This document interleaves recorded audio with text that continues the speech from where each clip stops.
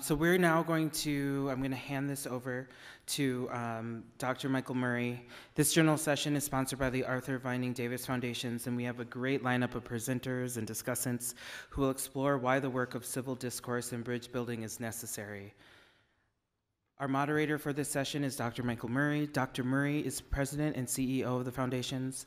In that role, he oversees the development and execution of the strategic objectives of the foundations in keeping with their values of their board of trustees.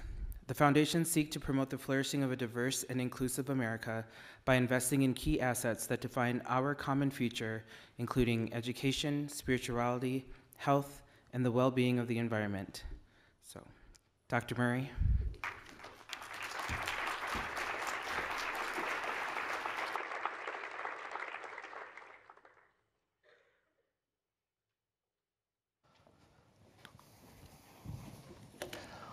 Well, good afternoon, everybody, and welcome to this afternoon plenary session. It's a pleasure to be here and to be sponsoring this Campus Compact 24 in conjunction with the Illumina Foundation and with the Kettering Foundation. So really pleased to be here. I'm sure, like many of you, have participated in a number of really great sessions since I've been here, and I hope you find this session to be invigorating. So, Nicole, I have to correct one thing.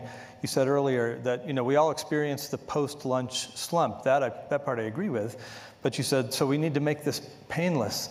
But this isn't painless, right? First of all, this is inspiring, and it's awesome.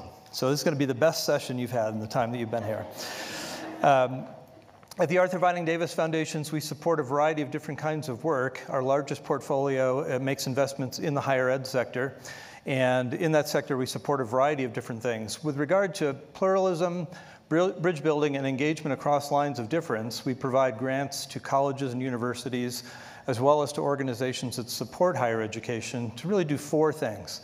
First of all, skill building for students around engagement across lines of difference, skill building for faculty who are trying to learn how to navigate difficult conversations in the classroom, and to develop curriculum that helps students to build these skills. The third is providing resources for campuses that want to help strengthen norms around civility on their campus. And the fourth is working to make the intellectual case for the importance of bridge building and engagement across lines of difference. So those are the four things that we do. It's the reason why we helped to put together this panel and why I'm moderating today. And we really have a great group of presenters. Let me tell you how the session's going to work. We're going to have three what we call lightning speakers, so they're going to come up to the podium and give some very brief remarks. Then we have three panelists who will offer some comments in response to the lightning speakers. And then we'll have a discussion amongst the group as a whole. Now, if you're looking at your watch, you're thinking to yourself, gee whiz, we've got 50 minutes. How many people are up on that stage? So these are all professional presenters, and they know they're going to keep their comments really short so that everybody gets a chance to participate. Let me just provide some very brief framing comments before we get started. All of us who work in the higher ed sector have seen in the last couple of years, and especially in the last few months, a significant spike in the number of articles, podcasts, blogs, conference sessions on bridge building and engagement across lines of difference. And the reason for that is because we're struggling. We're struggling to know how to do this well. In the broader culture, in the classroom, in politics, but some have welcomed this conversation and some haven't. Those who have welcomed it worry that stakeholders on campus have become increasingly intolerant towards and unwilling to work together with those who hold views or embrace values that are different from their own. And they claim that this has led to a number of worrisome trends: an unwillingness to listen to, or never mind engage with, views one disagrees with, quickness to disparage others rather than to engage with them, and an inability to live, eat, work, play with individuals who are from a different party, religion, racial group, etc. So advocates for bridge building and engagement, they want to find ways to push back against those significant trends. But others are more suspicious of bridging and engaging across difference. These critics worry that those concepts are mere covert attempts to allow others to hold, express, and advocate for beliefs and policies that are mistaken, harmful, or oppressive. Engaging across lines of difference is fine when it comes to musical preferences or across age differences. But when it comes to advocating for, say, color blindness or critical race theory, or when it comes to a woman's right to choose or saving the lives of the unborn, well, that's where interest in bridging and engaging comes to an end, these critics say. So how do we move forward? What should colleges and universities and their faculty and administrations counsel or insist on for their institutions or for their students? These are some of the topics we will think through today. So I'm going to introduce our three speakers first. Then I'm going to sit down. They're each going to come to the podium, deliver their talks. I'll come back to the podium and introduce our panelists, and we'll go from there. Our first speaker is Lara Schwartz. Lara is a senior professional lecturer in government and the director of the Project on Civic Dialogue at American University. She'll be followed by Meel. Manu is co-founder and CEO of the organization BridgeUSA, which is an organization that supports student chapters on campuses across the country that give students an opportunity to skill build and engage across lines of difference. And our third speaker will be Eunice Lynn Nichols, the co-CEO of CoGenerate. CoGenerate is an organization that brings together individuals across lines of age difference. So she'll talk a little bit about the importance of that work. And I'll now turn the panel over to Lara Schwartz.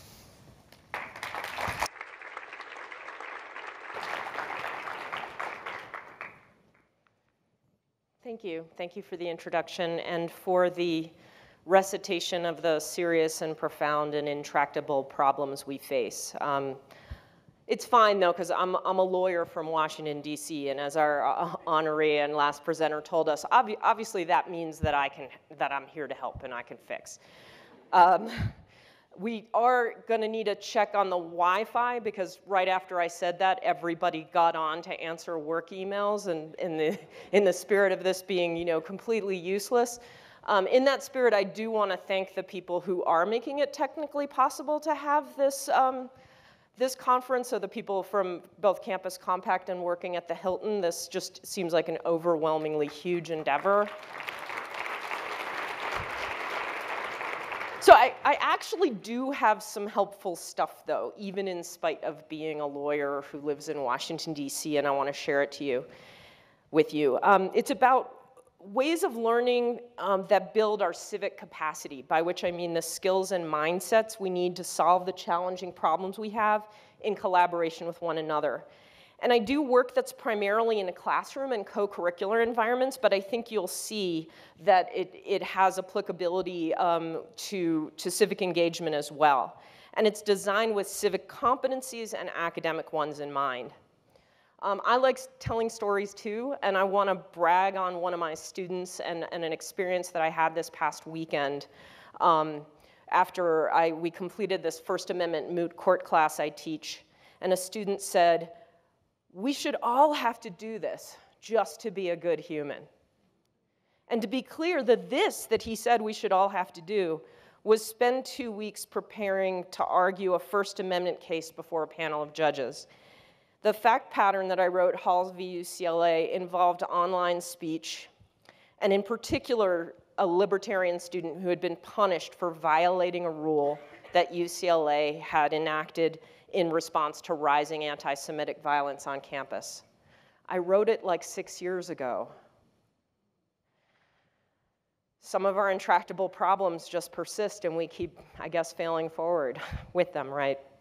So I was so moved by what he said, I wrote a note to my students about all of their understanding of why you could become a good person by doing this, And I said, you met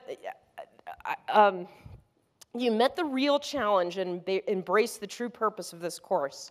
You are collaborative, intellectually curious, respectful of one another's brilliance, humble enough to recognize the arguments against you, and brave enough to take a stand for your own. In short, you embodied free expression and academic freedom at their very best, not as bludgeons for the bombastic and cruel, but as mechanisms for discovering nuance, finding empathy, and solving our most intractable problems together. So I'm just bragging on my class. It's a really good class. You should take it.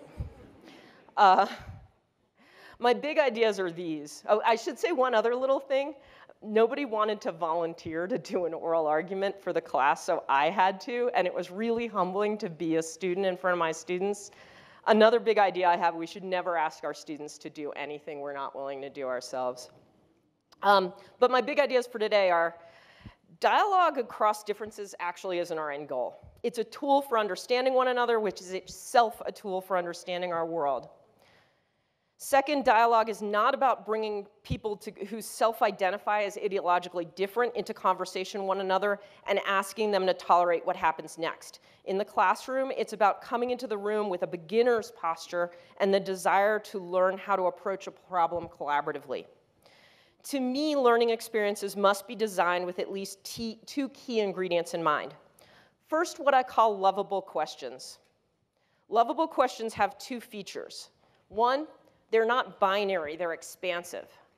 Do you support DEI is a yes-no question that invites positional battle. What would you do if you wanted your campus to be maximally accessible to everyone is a more lovable question. And so I would say that dialogue practice that involves binary questions is set up to fail. Second, they place responsibility for problem solving, starting with inquiry on the participants. In the social media era, anybody can have a take, but civic engagement isn't the practice of take-having, and neither is higher education. In my book, I talk about preserving free expression rights, but emphasizing responsibilities. And I don't just mean the responsibility not to be a jerk. The kind of dialogues I find worth having include deliberation and the assumption of civic responsibility for crafting a solution collaboratively. Second feature of what I would say are good dialogue practice, so one is lovable questions. Second, they connect students with different modalities of solving problems. I teach mediation and dispute resolution. I know we have another mediation practitioner here, probably many, but one that I know. And also appellate advocacy, two skills that policymakers and lawyers use outside of classrooms. But this is equally applicable across disciplines. Instead of telling people, listen to a conservative, listen to a leftist, whatever those are, I want to teach them how to listen like a sociologist, or listen like a historian, or listen like a psychologist, or like a lawyer. It's these modalities of listening and applying these kind of institutional frameworks, not just putting people in a room and saying, you are disagreeers, is what I think makes education and what makes civic engagement. We are just simply not a nation of red and blue marbles. We are people. It is reductive to treat dialogue across difference as just the practice of bringing self-identifiedly different thinkers together. And I think one of the other big problems that our colleague didn't mention, but to me is very important today, is partisan identity formation and partisan position formation. So the idea that not that I hear a question or I see an important civic problem and I think, what do I need to know to deal with this better? But what does my team think? Why don't I wait for a leader from my team to tell me what I think? That's how you get the transition from vaccines and vaccine denial being kind of a crunchy thing to being actually a partisan debate. So I don't recommend accepting when we come into a civic space that we are, and I understand bridging means something more than this, but I don't want to think of the idea of bridging as literally two people standing on the only two sides of a chasm. I think we need to enter rooms as learners. We need to enter rooms as questioners. So what I propose, and I think it's a problem, right, because a lot of people come into civic spaces, and particularly into voting booths, and into arguments, and even into classrooms, with an ethos of like, people like me think X. What I propose instead is, instead of people like me think X, and I'm not proposing this because this is Campus Compact, right? Instead of people like me think X, we lead students towards saying, people like us can. People like us can research challenging questions, analyze data, and discuss our conclusions. People like us can understand how the rules apply to novel problems and deliberate about whether the rules should be changed. People like us can separate the person from the problem and apply neutral standards to disagreements. People like us can change the world, not by pretending our differences don't matter, but by inquiring together and taking responsibility for fearlessly examining the most lovable questions.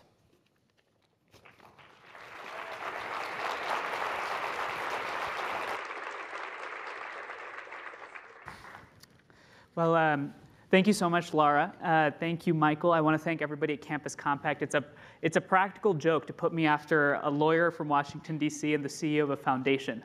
So it's a tough lineup to follow. And more importantly, after the words that I heard from Nadine and Jamie, all of your work, I just have to say that I've been thinking a lot about how to connect bridge building with some of the work that a lot of you, I think, are passionate about, which is community engagement.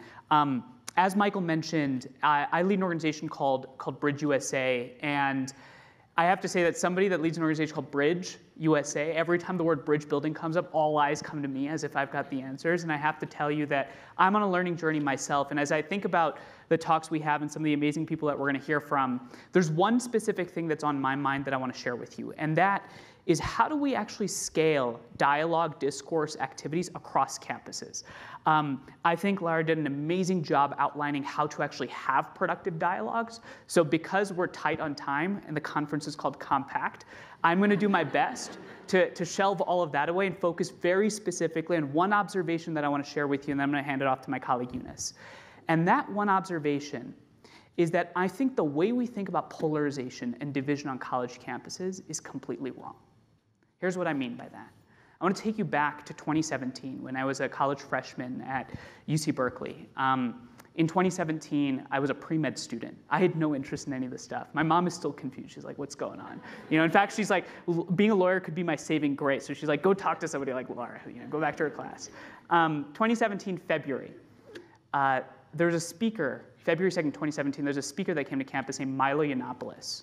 Now, some folks might have heard of this event, some folks might not have, but essentially, he was what we might call a provocateur, to say the least, and he showed up to campus, and I distinctly remember I was walking back from my math seminar, and we had just wrapped up the seminar, we were finishing up, it was about 5 p.m., and I was walking back from my math class, and I distinctly remember protests in the distance and helicopters flying overhead. Now, this is Berkeley, so we've got a great relationship with protests. There was nothing new about that, but what was different was I remember I was walking past a cafe.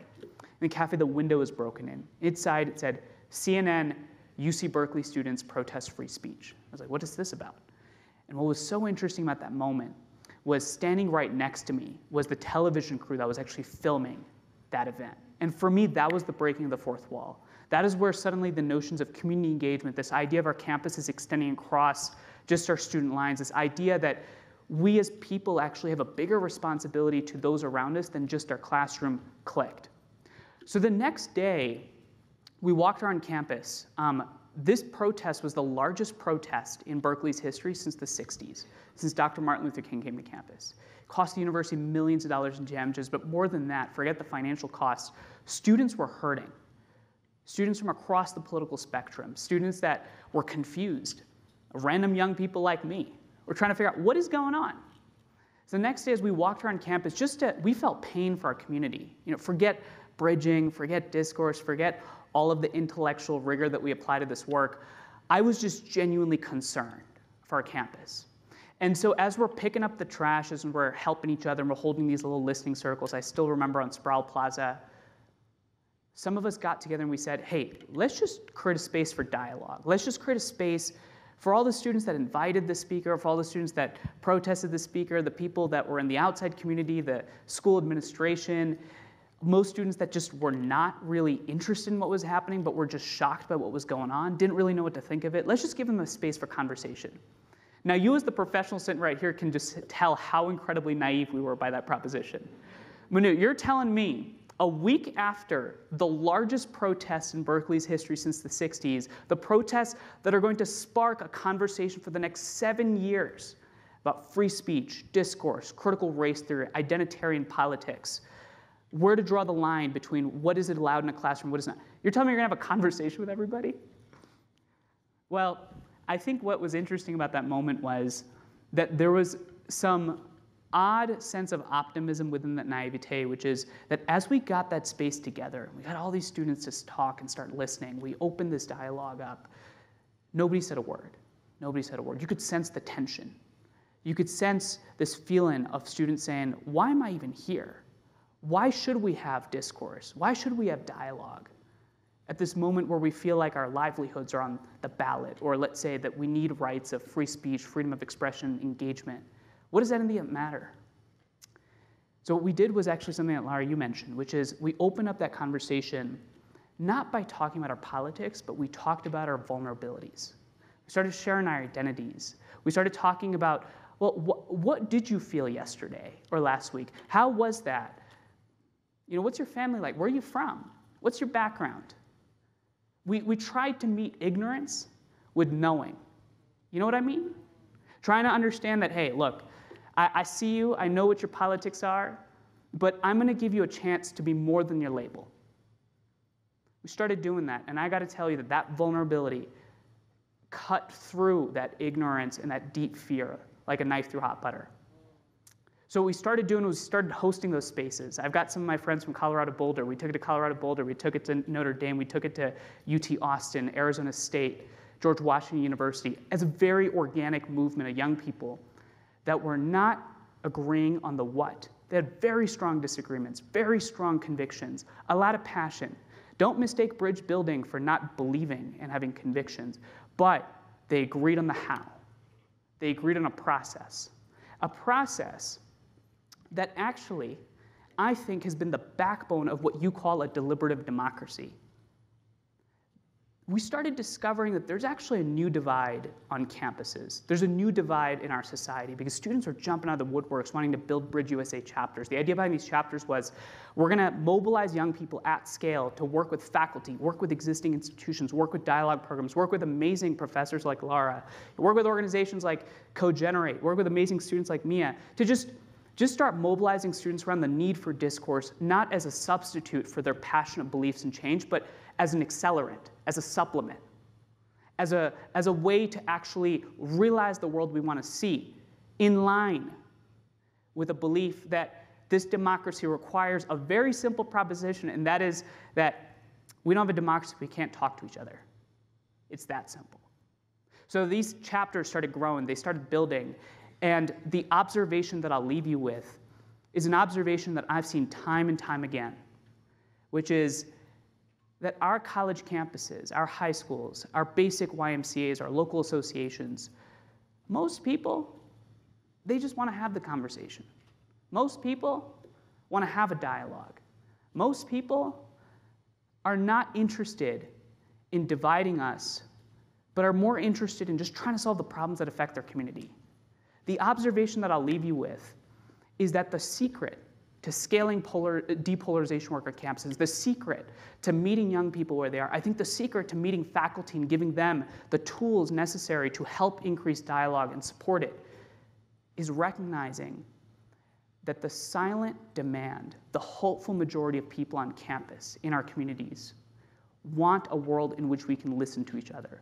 That the real divide in our politics is not between left and right, but it's between the vocal minority of those people that believe that we have to be closed-minded and the very silent but excited group of people that believe that actually, you know what?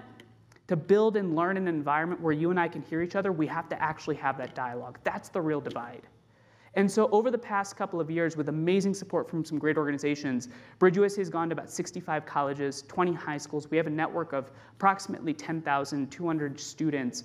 But what's actually more important than that is when I come to an amazing place like Campus Compact and I hear some of the needs of students and I hear some of the needs of faculty, I'll tell you that, again, the moment demands that people are interested and excited in a world in which we have that dialogue, in which we have that conversation. I get recalled to that February 2nd, 2017 day, where when we host that conversation, remember that most people have vulnerable stories. Most people are bigger than our identities. And so the real job of BridgeUSA and the work that we're all doing is to figure out how we can actually build an identity where it exists beyond our political parties, it exists beyond our, but it calls to that basic desire of what this democracy is built on, e pluribus unum, out of many one, dialogue, deliberation, a recognition that you and I have an equal seat at the table only if we create that space. And I could not be more grateful for our amazing student leaders, some of them that are here today, that actually give us the capacity to do that. So thank you, Campus Compact, for all the work you do. And with that, and with our time, I'll give it to Eunice.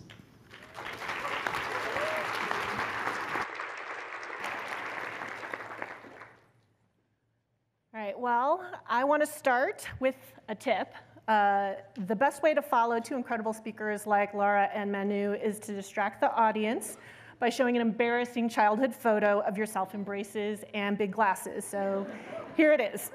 So I'm the child of immigrants from Taiwan, and like many other immigrants, I grew up in an intergenerational home with my grandma and my grandpa, and a whole bevy of Chinese aunts and uncles who were, some were related to me, some weren't, but all together they were my extended family. When I went away to college, it was the first time I was actually thrown into a community where most of my experiences were curated for me to live, learn, and be with other young people.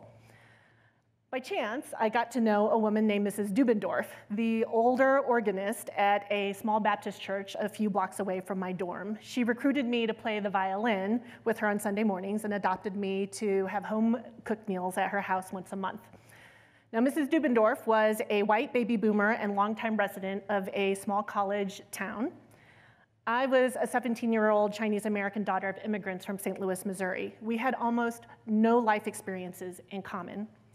But our shared passion for music and the relationship that formed out of our weekly collaborations expanded my capacity to connect across difference. And it gave me a newfound understanding of who could feel like family and what we could accomplish for the community together. So fast forward 25 years, and I have dedicated my life to, let's see if I can get this slide going, there we go. I've dedicated my career to the pursuit of intergenerational connection and collaboration. My friends often describe this as my thing. Well, today I'm here to tell you why it also needs to be your thing. So I'm going to start by anchoring us in two trends that are happening right now in America, right under our noses, and nobody's paying attention. So this graph shows the triangle-shaped age distribution of the US at the turn of the century in the 1900s, with nearly half of the population in blue, under 20 years old, and fewer people in each subsequent age cohort than the one before. Here's what the age distribution in America looks like today. A rectangle with almost equal numbers of people of every age from birth to 70 and beyond. That makes us the most age-diverse society in human history. And what's more, nearly half of all kids born today will live to be 100 years old. What are the ramifications for a 100-year life? How many of our institutions, from healthcare to housing to higher ed, are designed for the reality of this unprecedented age diversity? The second trend I want to talk to you about today is the fact that we are simultaneously the most age-segregated nation in history. While there are many examples of olders and youngers living together, much like my immigrant story, the institutions around us want to segregate us by age, often for the sake of efficiency. Carl Pilmer at Cornell University calls this unprecedented age segregation a dangerous experiment, one that's linked to a raft of problems, including generational conflict, rampant ageism, and an epidemic of loneliness and isolation that's disproportionately impacting the oldest and the youngest amongst us. To make matters worse, our age divisions are causing us to miss an extraordinary opportunity to bring the generations together to help one another and combine our talents for the greater good.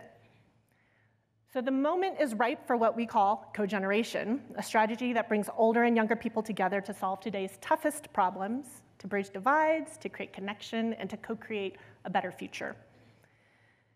The good news is that the data says we're at a tipping point. Our research with NORC at the University of Chicago uncovered pent-up demand for co-generational opportunities. There was overwhelming consensus in the belief that co-generation will make life better in America, and that it can reduce divisions in our society. People of all ages told us that they want more opportunities to work across generations for change, surprisingly Gen Z most of all. So what's preventing them from doing that?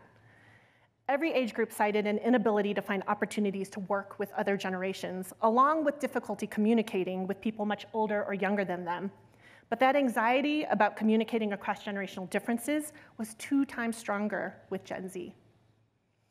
2 weeks ago, we published a new report sponsored by AARP and the Eisner Foundation on what young changemakers do and importantly don't want from older allies.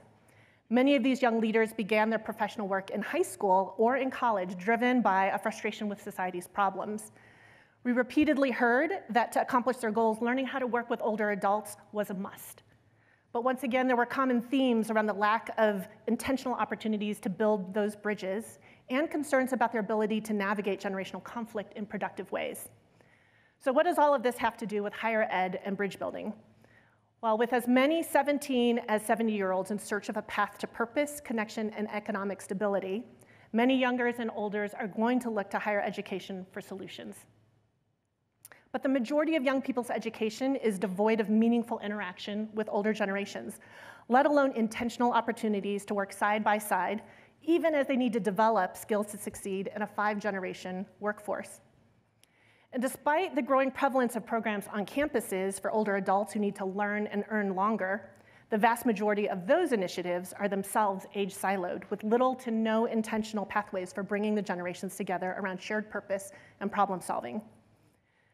Instead of perpetuating generational showdowns, campuses can become central squares for preparing younger and older generations to learn, to serve, to work, and to live together.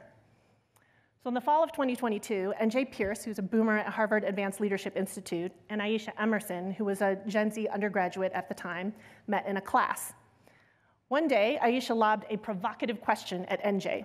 She said, "Gen Z is desperate to change the world we've inherited. When will older leaders get out of the way?" At first, NJ was taken aback, but after mulling Aisha's question over, she tossed back a question of her own. Do elders have to step aside for the young to step up, or can we find a way to work together? These 2 questions led Aisha and NJ to join forces on a year-long research project with CoGenerate and Campus Compact to surface opportunities for co-generational bridging on college campuses. What's the secret sauce to cogeneration? Well, it involves 3 Ps: proximity, purpose, and problem solving. So first, proximity. I promise you, if you pay attention, there are unseen older adults embedded in and around your university or college community who are ready and willing to connect with younger students, but need some structure to walk into. Commit to have an exploratory conversation with your university's exec ed or midlife transition program, the Osher Lifelong Learning Institute, your alumni association, or neighborhood senior center, churches, or nonprofits. And don't forget the best kept secret of national service, your local AmeriCorps seniors volunteers who are all 55 plus and represent 140,000 of the 200,000 AmeriCorps members Michael Smith mentioned this morning. Second, purpose. Finding common purpose is what paves the path for generational bridging. 2 years ago, Maya Lamb, a senior at Bowdoin, formed a friendship with Jane, an 86-year-old Brunswick resident, who Maya now considers one of the most important relationships she's made in college. Here's how Maya describes the journey in her own words. Jane and I connected through a program at a community rec center for older adults in Brunswick. The program, Calls to Homebound Elders, really should have been titled Calls to Homesick, Lovesick, Sick of School, Sick of You Get the Point college students. Maya says that while her friendships and interests at school fluctuated, Jane's willingness to listen stayed consistent. Maya didn't want to keep this relationship to herself, so she launched a classic advice column in the school paper with a twist. Students anonymously send in questions about anything: school, friendships, jobs, relationships. And then every 2 weeks, Maya submits these questions to Jane and her other homebound friends, who write back with advice. Maya says, I've come to realize that although Jane is many years older than me, she is teaching me how to be young. We are the future only because of previous generations that helped shape us. If you have a program that fosters intergenerational relationships, take the next step and expand on shared purpose and mutual benefit. Third, problem solving. The holy grail of cogeneration is to bridge divides through cross-generational collaboration and problem solving. 2 years ago, Arizona State University's Lodestar Center launched the CoGen Service Academy as part of a CoGenerate initiative to age integrate national service.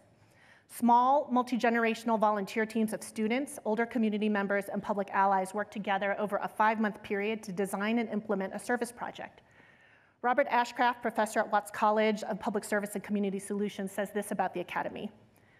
The model we're exploring considers what enduring results are possible when multiple generations align on a mutually agreed upon issue of concern and then design service solutions together that may never have been conceived before.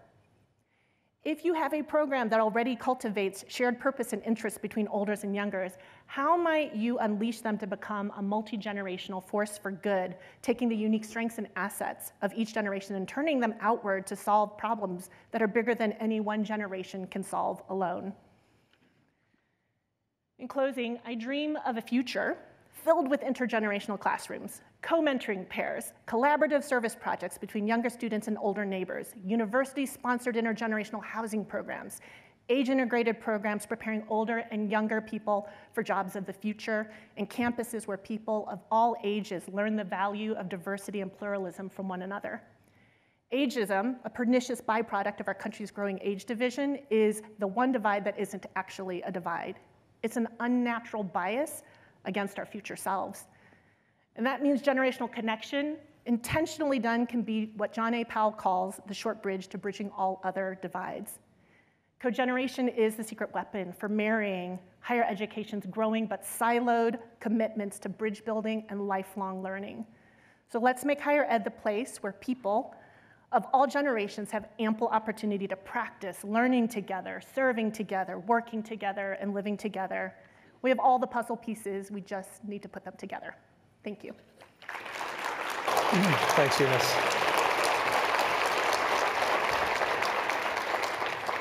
Lara, Manu, Eunice, thanks for those really helpful comments. 3 very different points of entry to this topic. We're now going to turn to our 3 panelists who will offer some reflections on the opening talks. So let me make some brief introductions there.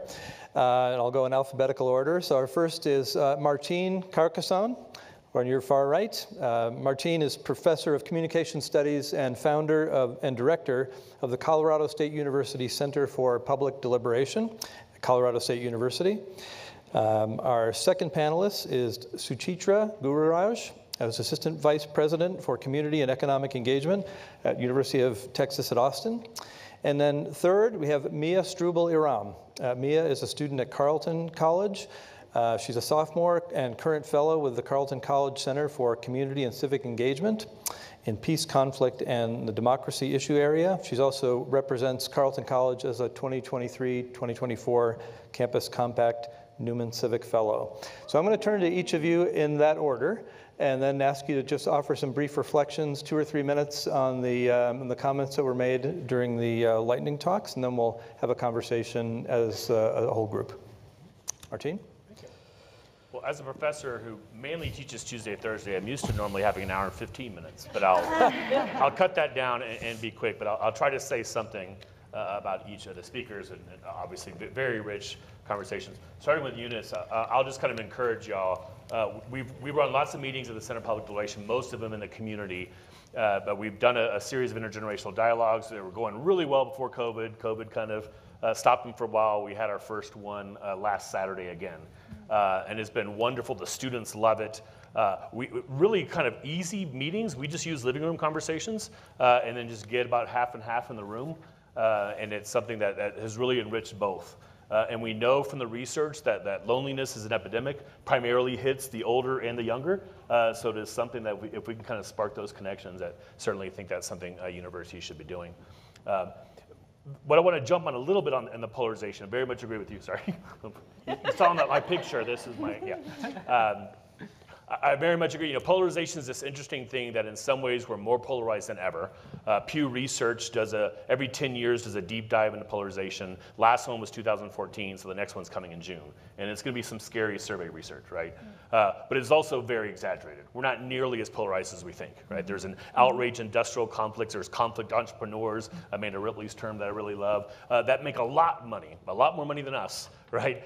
Tapping into our social psychology and our brain science that we're unfortunately much more wired for outrage than we are for deliberation. But the good news is once we know that, once we understand that, we can start changing things, right? And the other good news is the surveys show people are sick of it. They're sick of screaming at each other. They're sick of polarization. So it's a huge role for universities, particularly in our community. And that kind of leads to you that notion of the mindsets and the skill sets and how do we build that. I think most people avoid conflict. Some people thrive and love conflict, and there's a very small percentage of people that know how to deal with conflict well. Our job is growing that last group. That's a critical thing, not just for our campuses, but our universities, our communities. Our communities need bridging institutions to help them kind of come together in productive ways. And students can be a great resource for that as we're going through. So I'll stop there. Awesome.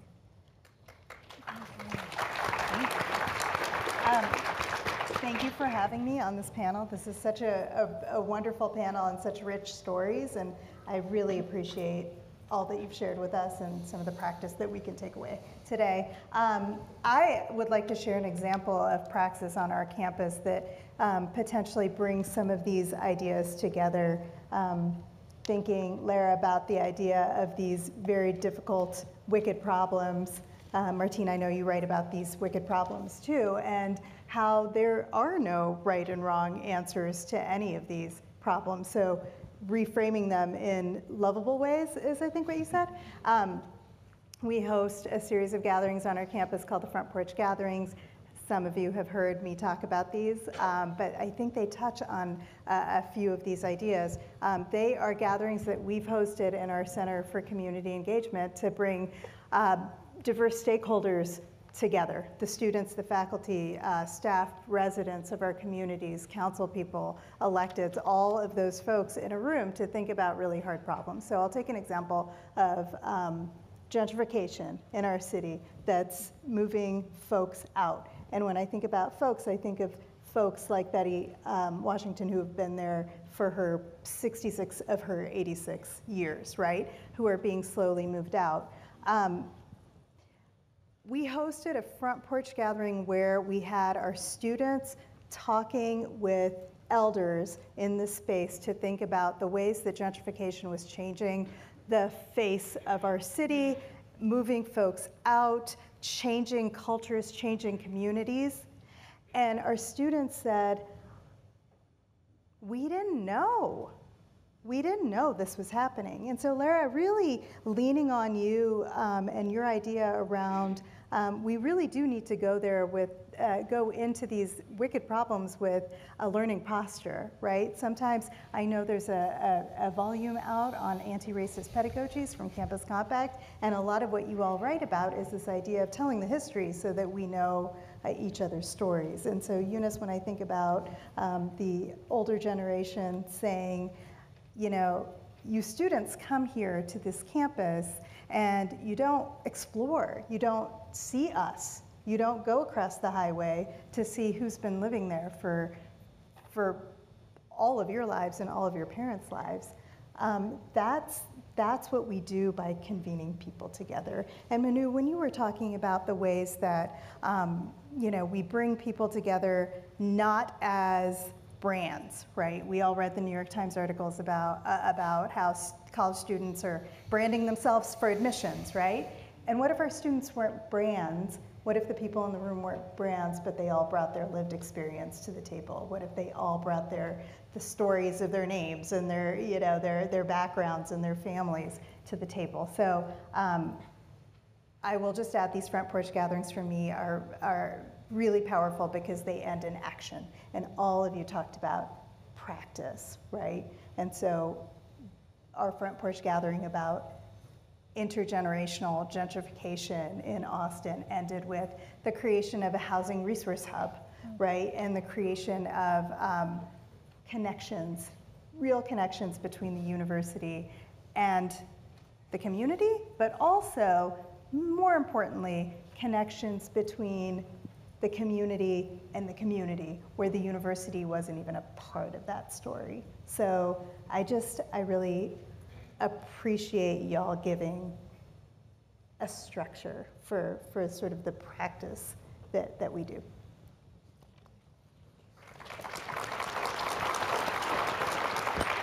Mia? Hi, everyone. So I'm Mia. Thank you all for having me here. And I think I've thought a lot about some of the different points that Lara and Manu sort of brought up about how we actually actualize these dialogues and how we create them on campus, and then of course like what are the technicalities that go into writing a dialogue and planning a dialogue, and what are the correct questions or approaches to those dialogues. And I've been fortunate enough to be in a couple different spaces where the goals of the dialogue have looked very differently. But as a little bit of context, I go to Carleton College, which is a small liberal arts school in Minnesota, in southern Minnesota, and we are a residential college, so we all live together and we see each other on a daily basis, and that really means that we do have to interact with each other a lot. And you know, we can't run away to faraway places. Like, we all have to be in classrooms together, and a lot of the things that we say to the side to our friends in our clubs and in our social spaces get heard and get told to other people, and those narratives play out on campus in many different ways. And so recently, after everything that went on October 7th and all that's going on right now in Israel and Gaza, there was a large conversation on our campus and on many different campuses, I'm sure, and it's played out differently for different spaces. But in the Jewish space that I'm involved in and in other activism spaces, there was a lot of different conversations about feeling different ways and having different views, and not really always recognizing the nuance and not knowing how to approach these conversations. And we were feeling tensions rising, and we really were worried about how should we approach that issue and what can we do now, because we didn't want these tensions to continue to rise, especially in such a small space. And that was really where the Center for Community and Civic Engagement, CRIP-CE, which is where I work, came into play. And we decided, along with the Diversity, Inclusion, and Community division on our campus, as well as the chaplain's office, to organize a dialogue of sorts. And that we then had to think about what type of dialogue do we want, what type of questions do we want to ask, lovable questions, things of that nature that really motivate people, and also questions that describe why are you here, what brought you to the table, where are you coming from, what are your values, and learning just the backgrounds of different students. And it wasn't with the goal of changing people's minds or like solving some sort of problem or coming to this, one unified agreement or conclusion, but really just to listen to one another and have that space. And we were with the hopes of if we can create and foster those types of spaces on campus, that will allow for students to communicate better. And so we had 2 of those dialogue sessions. They were pretty successful, and it was a really awesome space just to have students in here, different perspectives, and come together. And so that was a really lovely way to start bridging these differences and recognizing that on a small campus, we don't want to shy away from those difficult conversations. So, yeah, thanks. Thanks, Mia. So these are all very interesting, important perspectives on a topic that has a lot of breadth and depth to it, and I appreciate the remarks that you've made so far. One thing that I encourage both the speakers and panelists to do is to try to be practical in their comments, so things that you could take away and bring back to your own campuses and think about implementing. And then I gave you all a series of prompts that I might use. I'm not going to use any of those. We're going to try something different. So we probably only have time for a couple of these, but one, so in addition to the work that we support at Arthur Vining Davis on bridge building and higher ed, we also have a portfolio of work related to interfaith work, engagement across lines of religious difference. And in both of those portfolios, one of the things we struggle with, and I'm sure you all struggle with this, and I'm sure you all struggle with this, is selection effects. So when you're trying to engage students or other constituencies on campus with respect to bridge building, there's always a risk that the only people who show up are the people who are already good at this and already want to do it, and the people who don't show up are the people who aren't good at it and the people who most need it. There was a survey released last week by Inside Higher Ed of college and university presidents, and there was a section in the survey, if you read this, about bridge building and engagement across lines of difference. And in the responses, 26% of the presidents reported that their campus has programming for all first-year students that help them to learn how to do this well. 17% of the presidents reported that they have programming for all of their students after the first year, helping them learn how to do this well. I'm slightly skeptical about those numbers, but let's forget that for a minute. But let me ask you all, when you think about the work that you do, how is it that you seek to or succeed in bringing to the table the unusual suspects, the people who aren't naturally inclined to this, who perhaps most need to learn how to internalize these skills? We may not have time for everybody, but are there a couple of you that would like to speak to that? Lara, and then Martín. This is one great reason to build this into the curriculum. Because my students don't love this fact, but you do have to take classes and even go to them. And so, you know, I come from a background of writing across the curriculum, which I think it really is the best way to teach college writing. And what I'd like the next thing to be is dialogue across the curriculum. And I do workshops for faculty to help them transform courses or programs into a more dialogic course, whether it's in how they design the class meetings, how they design the assessments, particularly the collaborative work. But it's in that work. You know, everybody goes to class. And so that's one. And then the other piece that I would say is don't count out intra-faith conversations and intra-community conversations, because sometimes when people are with the people they select with, the people that they sit with, the people that they have meals with and they know and they are in the tennis team with or in a fraternal organization with, they can be incredibly vulnerable in ways they might not in some other rooms. So start with the intra as well. Martín? Yeah, I'll just say, again, my work is more in the community. So I have classes where we train facilitators and we're running events for the city and the county and school districts and so forth. So that notion of who's in the room is a critical issue, right? One of the biggest challenges to deliberation is it the usual suspects? Is it the kind of people that have the time or the power? So there's lots of strategies of how you do that. Some of that is really kind of building that network and inviting people. We've created kind of a community a guides program where we're actually train people in certain communities that are harder to reach in some of the facilitation skills, so they host the meetings themselves. We sometimes have gift certificates. We have to use economic kind of advantages. That always gives us a lot more economic diversity.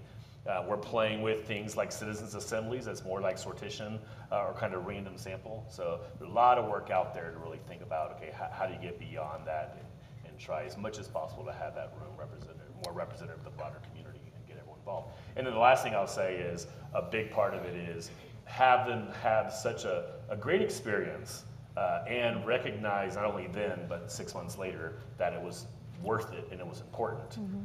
Then they come back and they bring people. Right? So that's the long-term thing, is show them that it's worth their time. Yeah. Mia, can I call on you? Do you have any comments about this from the student perspective? Yes. How do you bring those students in who may not necessarily be inclined to this kind of activity? For sure. Definitely incentives does work. Like a lot of times, if food is involved, that can bring students together. A lot of the events and community conversations, which is another sort of dialogue space that the Center for Community and Civic Engagement hosts, we reach out to different partners that we think would be interested. So we reach out to departments or student groups, and if we can have one representative from each group then reach out to their groups, that personal relationship really helps get other people involved. And I think a lot of just word of mouth and sending lots of emails and pestering people to show up is really important. So, thanks for that. One thing that I think is a struggle on campuses generally today, and I think it differs from institution to institution, is that is culture and norms around engagement across lines of difference. And so one common phenomenon is that there might be a controversial speaker on campus or something that's circulated on social media on a campus, and you get a student or someone else on campus who has just the perfect retort to that person or that comment on social media, right? They really owned that person on social media, and they're valorized and lionized for the owning comment on social media. In situations like that, it's the person who's the critic, the canceller, who becomes the hero. Bridge builders aren't heroes, or at least that's my perception. What can we do to build the heroic status of bridge builders on campus? How can we make it the case that bridge builders are the ones that people look up to, that students admire? Are you saying we're not heroes, Michael? Yeah, wow. I'm trying to make you heroes. What a way to start this. I actually just want to emphasize one thing that Mia said. And Michael, as you know, like one of the weirdest things, or hardest conversations I have to have with folks that support us is justifying our pizza budget, right, for our chapters. It's like, why is this such a big line item? I'll say two very practical things in terms of heroes and moral ambition. I think where I spend 90% of my time thinking about are the two big critiques against bridging work. Critique number one is that you're creating space for anger and hate. Where do you draw the line? And critique number 2 is why should we bridge differences at a time where it feels for some folks that you got to take a lot of urgent action? That bridging is oftentimes seen as collaterally opposed to action. I so strongly, there are very few things I believe as somebody that thinks I try to build bridges. I don't believe a lot of things in terms of policy issues, but what I do believe is that dialogue is courage. Mia, what you did after October 7th, where you're bringing together students from Jewish backgrounds and Arabic backgrounds for a conversation at a time where everybody around you is telling you that you need to fight the good fight, that is the backbone of every successful social movement in the 20th century. The idea that after a conflict, I'm going to create a space to hear the other, that needs to be reclaimed as not only courageous, but why we are here today. The second quick practical thing when we're going back to campuses is I think it's so important to integrate this work into curriculum. It's necessary. But the reason why we picked college chapters as sort of our supplementary support to curriculum is because I think that we're engaged, Michael, in also a cultural battle where there is a big pushback around the need to have conversations. And the reason why I think the chapters are really effective is because what they do with amazing curriculum-based interventions is they essentially make this work fun and interesting. How do you create a community led by students for students to support existing practices on campus? How do you create massive student turnout at your next dialogue activity? That's essentially the value add of a chapter. And that speaks to why I think there's a multi-stakeholder approach of where you've got so many folks with so many different backgrounds attacking different aspects of a university problem, from intergenerational work to curricular work to student work to center-based work. Can I add something on that? Sure, yes, please. I'm a huge believer in the importance of equipping people to have dialogue and conversation, but I think it's Esther Perel who said, if you find yourself arguing and repeating the same thing again and again, you need to change the form factor. And I'm a big believer that service and volunteerism, community engagement, is possibly the most powerful shifting of the form factor when people are not agreeing, but you have to find the common thing they care enough about to come together. There's a reason, just to kind of connect this conversation to the one we had this morning with Michael Smith, there's a reason why the country comes together at 9/11, Hurricane Katrina, COVID, and the pandemic, is when humanity's on the line, we come and we help each other without first checking to see what your political identity is. So how might we harness service and engagement as a way to get people beyond those lines of differences? I'll just amplify that, Eunice. I'm thinking of James Baldwin and the quote around creating yourself without needing to create an enemy, right? And so they're really leaning on this idea that Lara sort of posited at the beginning around a bridge is maybe the wrong metaphor right now. We're not really on either side of those bridges. Most of us are in the chasm, right? And so if we create community engaged programs where in our Austin City Hall Fellows program that I was telling you about, Martín, our students go serve as ambassadors between the University of Texas and Austin City Hall. And we all know in this room that policy is very squishy, it's not black and white, that there are never any winners and there are never any losers, right? It's just a matter of compromise and creating that balance between altruism and self-interest,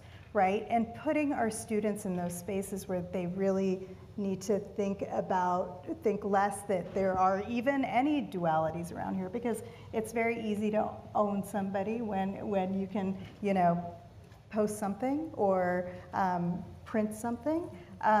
It's harder to do when you're next to them in the dirt, sort of with, working on a serious issue in the community. So And if you agree. solve somebody's problem, Yep. you would be, I think you might consider yourself part of the hero crew. Yeah, thanks for that. I appreciate the practical orientation of your comments. It's not just about conversation and dialogue, but it's about change making. I really appreciate all the comments that you all have made. We've really just skimmed the surface on some really important topics here. Appreciate your contributions. Please join me in thanking our panelists today.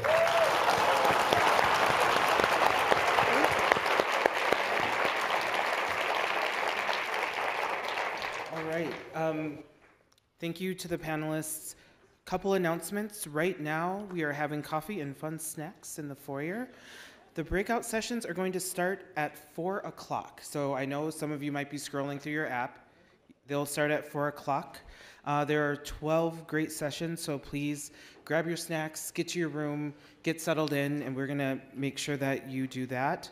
Also, the poster sessions still are gonna start at 4:30, but the networking goes until 6 o'clock, and so you'll have time to get to that after your session. There will be hors d'oeuvres at the posters, so make sure that you show up for that as well. And then finally, thank you all for your patience with this minor schedule change, but I think we had a really great conversation and it was well worth it. So have a great rest of your day.